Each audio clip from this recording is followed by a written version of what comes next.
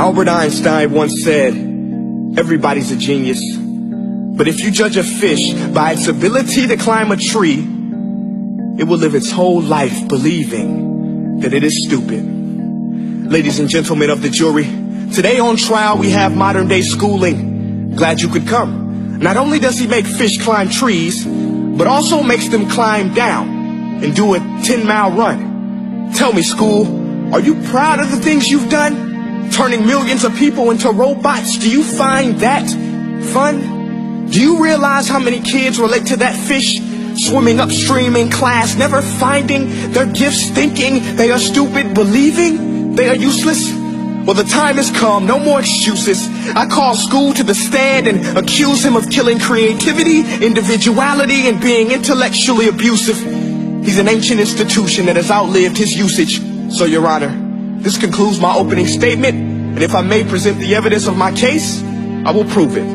Proceed. Exhibit A. Here's a modern-day phone. Recognize it? Here's a phone from 150 years ago.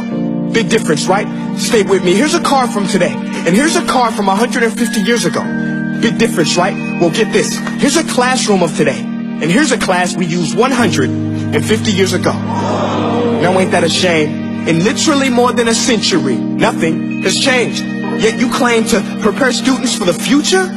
But with evidence like that, I must ask, do you prepare students for the future or the past?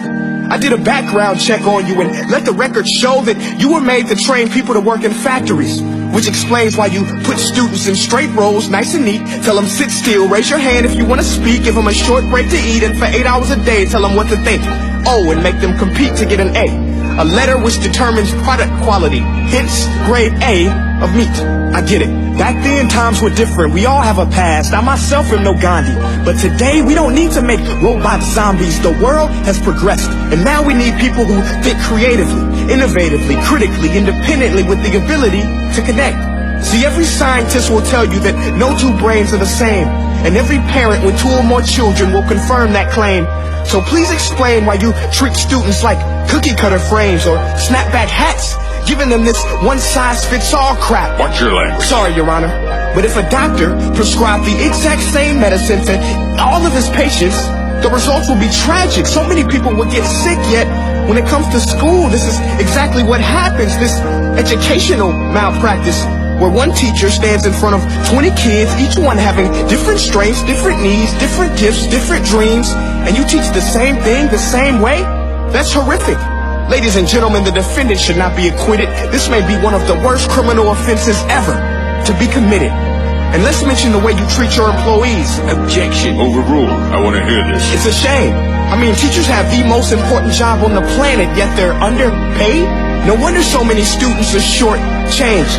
Let's be honest, teachers should earn just as much as doctors, because a doctor can do heart surgery and save the life of a kid, but a great teacher can reach the heart of that kid and allow him to truly live. See, teachers are heroes that often get blamed, but they're not the problem. They work in a system without many options or rights. Curriculums are created by policymakers, most of which have never taught a day in their life. Just obsessed with standardized tests. They think bubbling in a multiple choice question will determine success. That's outlandish. In fact, these tests are too cruel to be used and should be abandoned, but don't take my word for it. Take Frederick J. Kelly, the man who invented standardized testing, who said, and I quote, "These tests are too cruel to be used and should be abandoned." Ladies and gentlemen of the jury, if we continue down this road, the results will be lethal. I don't have much faith in school, but I do have faith in people. And if we can customize healthcare, cars, and Facebook pages, then it is our duty to do the same for education, to upgrade it, change it, do away with school spirit, because that's useless. Unless we're working to bring the spirit out of each and every student, that should be our task. No more Common Core. Instead, let's reach the core of every heart in every class. Sure, math is important, but no more than art or dance. Let's give every gift an equal chance. I know this sounds like a dream, but countries like Finland are doing impressive things. They have shorter school days.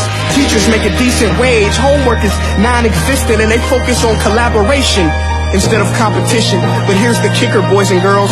Their educational system outperforms every other country in the world. Other places like Singapore are succeeding rapidly. Schools like Montessori, programs like Khan Academy, there is no single solution.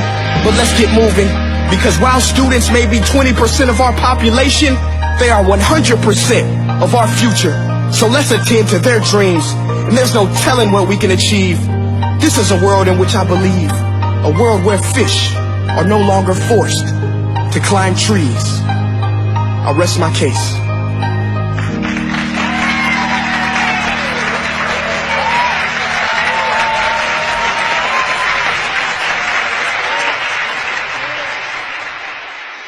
Hey guys, my name is Prince EA, and I want to say thank you so much for watching my video. But now, I want to know what you think. How can we together create a more efficient, effective, and just better future of learning? I want you to visit nestday.com/preorder the future and share your thoughts and ideas on the topic. Peace.